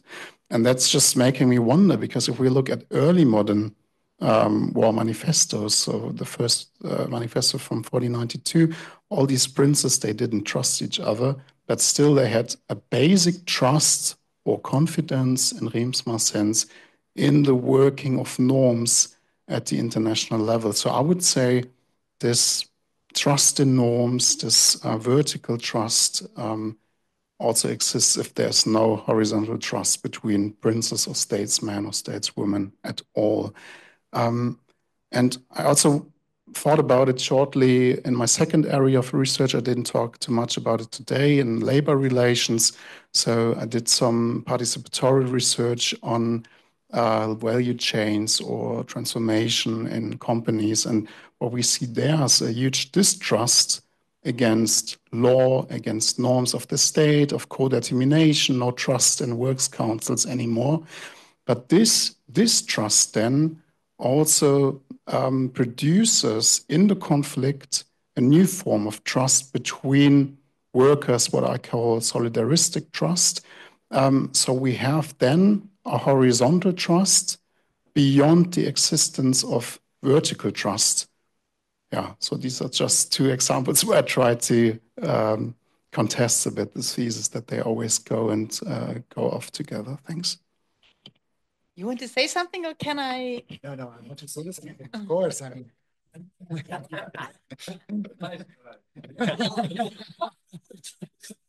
Yeah, it's all the time, but we can never manage. Yeah, fortunately. Now, briefly, 2 points. I mean, let's go on this debate later on. I think if we look to the justification acts of people like Putin and Hitler, we first of all have to ask, is it really directed towards the other side, or is it directed towards the domestic public? And in that sense, there can be already some doubts, and whether essentially, I mean, we just talked about this briefly, whether the reference to older acts of breaking the law by others is actually a legal argument. I don't know. I would say it's not a legal argument, because legally this is completely uninteresting, right? In that sense, okay, but we should go on that. It feeds into my general point. Rainer, I was not saying that this is puzzling, that they come and go together. I'm just saying there is a set of research, or the way we use it is often as if they could serve as functional equivalent and if they would be independent of each other. Take his picture of Theresa May being involved in a two-level game. I mean, that essentially creates the impression as if the two games are independent of each other. And that's my whole point. They are not. And in that sense, one should be careful. Briefly on Denmark, I cannot resist but make this provocative argument. If the Danish migration policy would help us to save our democracy, maybe we have to think twice. But anyway, my point is, I'm not sure whether it is the migration policy that is really decisive. If I recall the data, and you are right, I was talking mainly about vertical trust. If I recall the data correctly, it went up much earlier than the Danish migration policy in the Scandinavian countries, and not only in Denmark, but in all Scandinavian countries, essentially in a moment of history when Scandinavia, in the first time of their history, went richer than the continental European countries, were extremely successful. And that leads me to something where maybe the two things really go together, but which is essentially an action of the state. We just have this 26 countries survey about the liberal script and support and opposition to the liberal script.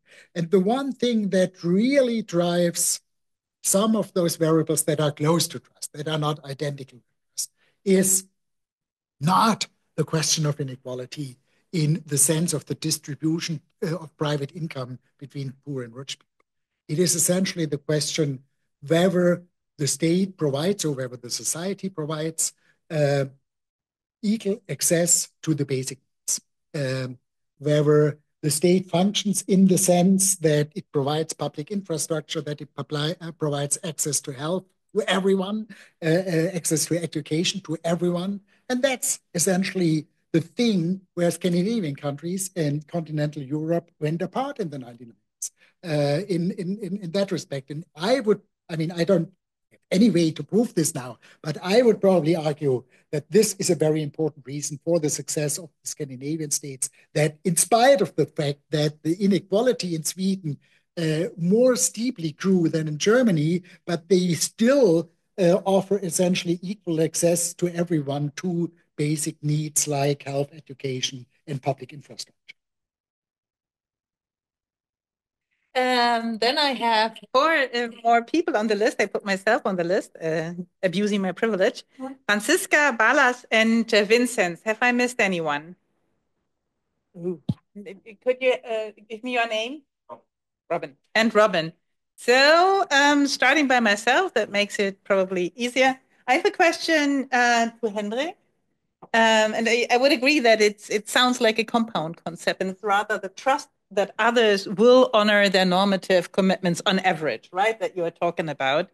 But I was wondering about this indicator. So what actors use, you say, is justification. They are using the existing or the existence of justification for the application of force in the language of international law to infer that others are still honoring their normative commitments on average, right?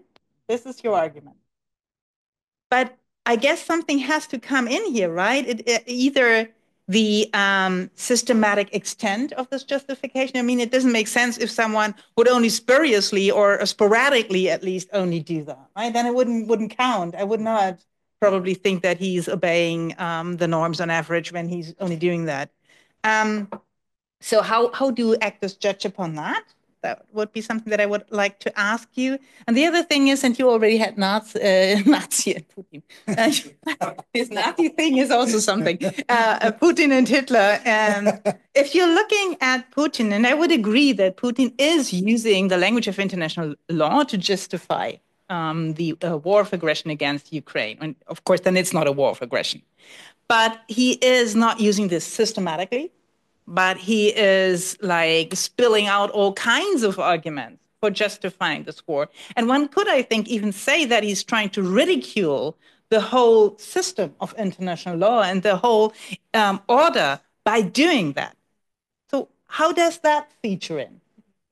Right? If somebody is doing that, isn't that then the spillover again, that someone is using this kind of ridicule to destroy horizontal trust that then will also kill the vertical trust, because the institutions cannot do anything against it. And there comes in your, isn't there a need for some potent state or actor and authority? Right. Franziska. Thank you very much for the, oh, that's very loud. Sorry. Thank you very much for the panel. Fascinating topics. I have a question for Tobias on his graph/model of trust, supply and demand, which I find also fascinating. And I think it's a really good addition to the family of trust research. So it's amazing. And I mean, obviously in your paper, you made the case for the sovereigntists. And I think you mentioned that the liberals would squeeze in or fit in on the left-hand side of the model. But I was just wondering, how many other actor types could you, or could we distinguish and actually explain and make sense of by your model? And maybe do you kind of envision to have like a actor typology maybe to actually then make sense of instances of cooperation or maybe even non-cooperation? Would be fascinating. Thank you. Then Balas.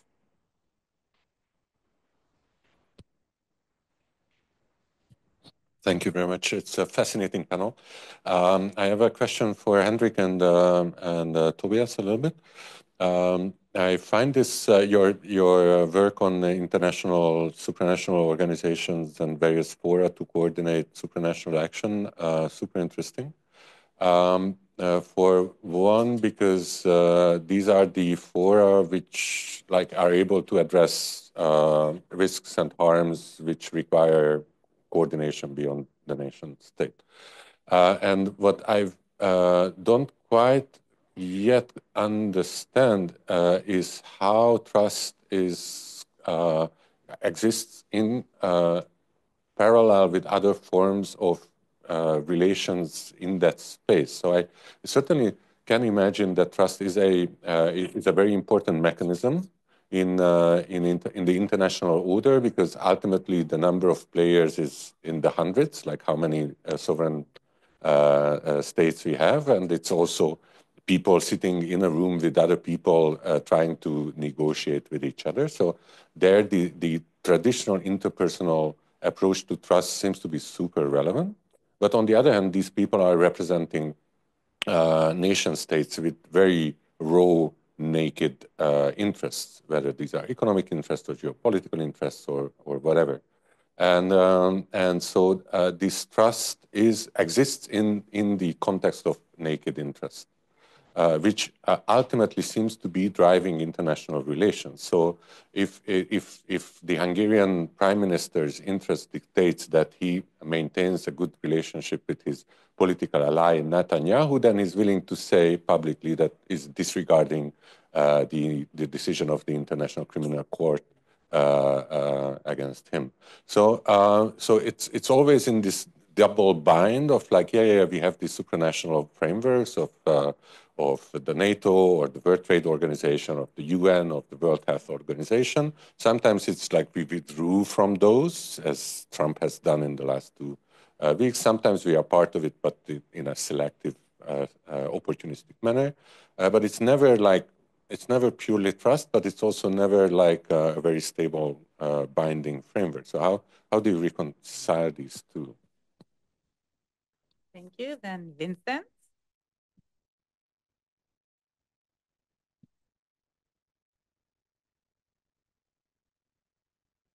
Yeah, this is about the puzzle of the irrational rest of the Trump voters that you were talking about. I want to reactivate one of my old pet theories here.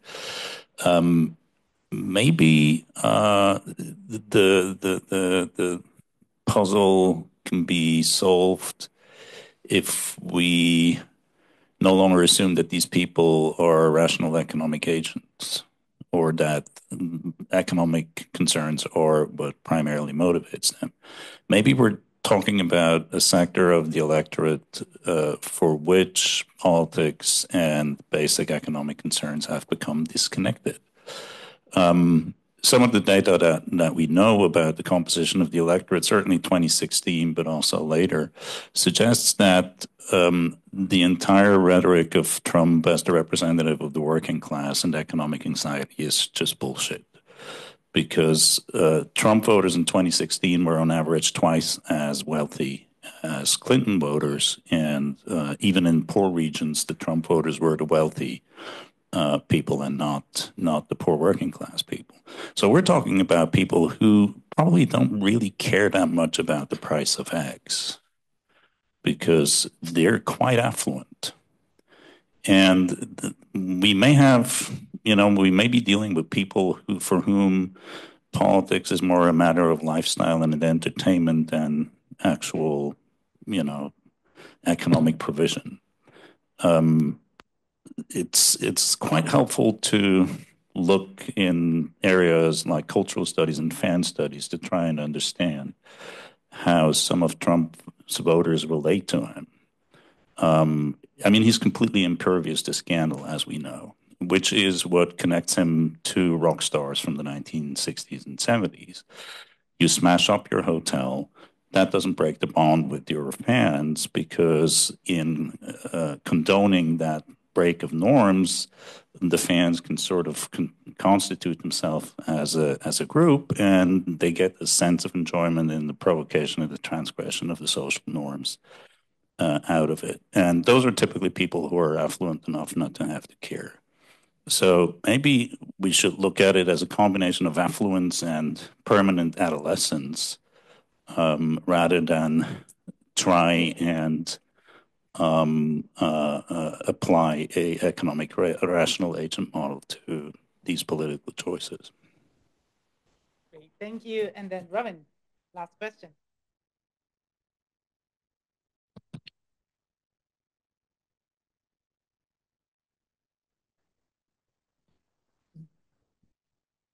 Yeah, thanks very much. My question goes to Hendrik Simon and is actually quite similar to your question, Professor Deitelhoff. I was wondering if we don't have to differentiate between the language and the content of norms. And I'm not sure whether we can infer from the observation that the language of norms has become dominant, that also their authority or that the trust in them is higher.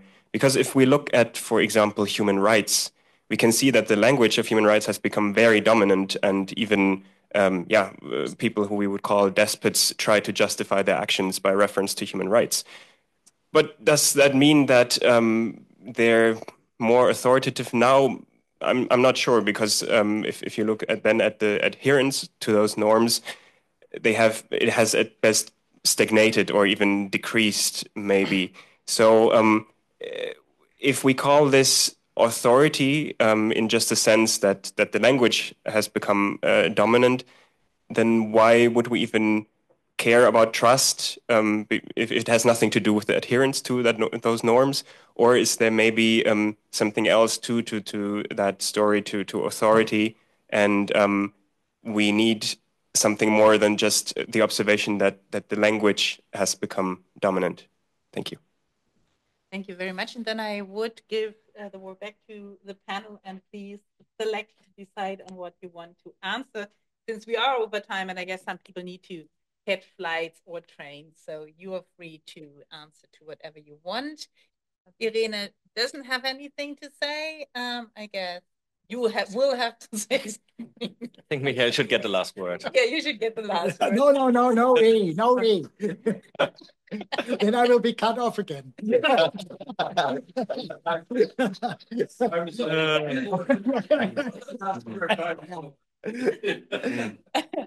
Okay, then go ahead. Very briefly. Only. 2 minutes? Very briefly. Yeah, 2 minutes. Very briefly on Vincent's. First of all, regarding the data, I'm not sure. I've heard, for example, that Joe Biden was the first Democratic president who had the majority of the GDP behind him. So that there's an ongoing shift from the poor people voting for the Republicans and the rich people for the Democrats. So, it's probably sort of complicated and not that easy, but I'm just saying it's not absolutely sure. My main point regarding you is that I was not talking only about economic rationality. I mean, if Latinos openly insulted a week before the election vote almost a majority for Trump, that is also irrational, and that has very little to do with economic rationality. Yeah.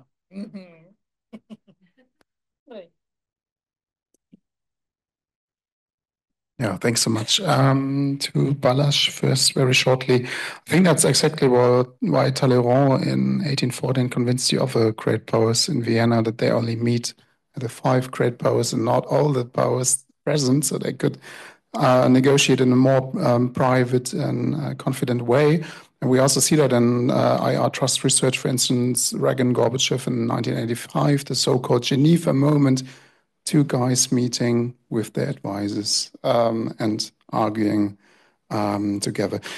So I think that's you're right. So the context changes, and I also, when I accompany trade unionists, they always told me. I once asked them very naively, "Could you not do that all online, the negotiation?" Of course, they just laughed. And are you mad? Because we, of course, need this really confidential room, just 4 eyes, and then get to the issue. Nicole's and Robin's questions really putting the finger into the wound, of course. I think maybe just to describe a bit what Lothar and myself are trying to do is writing against these realists like Carl Schmitt, Wilhelm Greve, Morgenthau, but also Eric Posner, for instance, who argue that justifications are always cheap talk, and we're just saying no. It's in the sense of normative orders, it's reference to norms also at the international level. And then trust in norms in our sense is more that you trust or have confidence in the ability of norms to differ between justified and unjustified. And that doesn't necessarily mean that the norms are not violated. It mainly shows that the actors still have this basic, really basic form of trust that they have to refer to these norms. And I think this is also where historical research becomes really interesting, because so-called realpolitiker like Bismarck or Cavour, we know when looking into their memoirs that they were actually aware of these norms of justification. For instance, at the unification wars of Italy, Napoleon III tells Cavour, we have to wait for the right moment so that Austria first justifies the war against us. And a second very short point is that a communication community, of course, always has oppositions and counter justifications. That's really important, that other people like us, but also other states, judge these justifications, judge also the legal norms which are brought up. And in a Russian case, Larry Meltzer, for instance, would argue that even this civilizational talk, also this talk against Nazi regime, in a sense, has become the Russian doctrine of international law in a very Carl Schmittian sense. I wouldn't agree, but that it's a bit like the argument that the Russian culture of law has changed. Of course, we, in a universal sense, would say that's not law, that's realpolitik. But still, we criticize it, and that's important in normative oppositions, that there is a discourse going on about these norms, and there are actors like us or states, newspapers, who say this is not an accepted way to use this norm. But still, the norms are used, and that's the basic argument Lothar and myself are bringing up here. Yeah, well, a very short addition to Hendrik's answer to Balázs. What is specific about this social space of international politics in terms of trust, and what other relations are there? And I think what's important is relations of coercion and in the nuclear age, in particular deterrence. And so this is also something that stabilizes expectations, right? And this has, I mean, you can say that it's a super thin form of trust, that you trust that the others will not do things that will just basically destroy humankind within 20 minutes, right? But I think that that's also present, and that makes this space specific, even though like the crude story about anarchy and the war of all against war and on this Hobbesian kind of vision that I think is inaccurate, but the possibility of the use of violence and going to kind of the most extreme form of nuclear war and the consequence, I think that plays an important role. And then to Franziska's question about actor types. So first of all, I should say that the graph is very schematic, and it only works kind of, it makes the assumption that the actors want a constant level of cooperation, which they obviously don't. But we don't think about it in terms of types, but more as a continuum. So like there are actors that are more committed to the idea of sovereigntist internationalism than others. And so the more committed they are, the more get into these problems, depending on other context factors. So that's the argument. And I should not have said liberal as the opposite of sovereigntist. That was probably, I just shouldn't have. That was kind of the easy way out. But what I meant is non-sovereign, and I think liberal actors, they are not sovereigntist. But I mean, there obviously is the logical possibility for other actors that, I mean, there are also liberals that are more sovereigntist and other liberals that are less. But for the argument, basically, there are the more sovereigntist and the less sovereigntist internationalists. That's what the two kind of types the argument is about. No, but a very good question. Thanks. So thank once again to the panel for great presentations, even if they were tried to be silent. And thanks to the audience for an inspiring discussion. Just a word of thanks to all of you who came to this final conference, especially those who traveled very long distances, even from Vancouver. Thank you so much. Thanks to all of you who presented these wonderful papers that we heard. Thanks to all of the participants in the discussion, but thanks also to the great people at Normative Orders and ConTrust who are helping us here, Christopher Hamich, Brückmann, many others who worked in the background, not just for this conference, but also to make this whole project possible over these last 5 years, actually, because it took us a while to get a proposal for the state of Hessen together. So thanks to all of you, thanks to the great colleagues who have been working with us here. I think you saw a glimpse of the many lines of thought, areas of work, and also the interdisciplinarity that we have established in this project. Interdisciplinary projects of a larger scale are always a challenge, but I think this one and these panels, I think, showed this, worked quite well. So it was a pleasure and an honor to work with all of you, especially with Nicole, with Tobias, with Vincenz, who were together with me leading this project ahead, and it was wonderful to work with you. And I look forward to other projects we're gonna do. So this is not the end, and I think even for trust research here in this place, this is not the end, because the idea to think about trust in a different way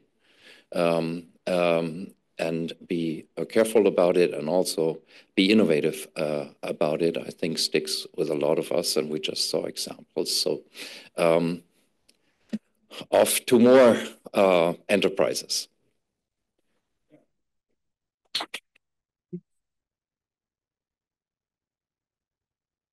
Not much to add.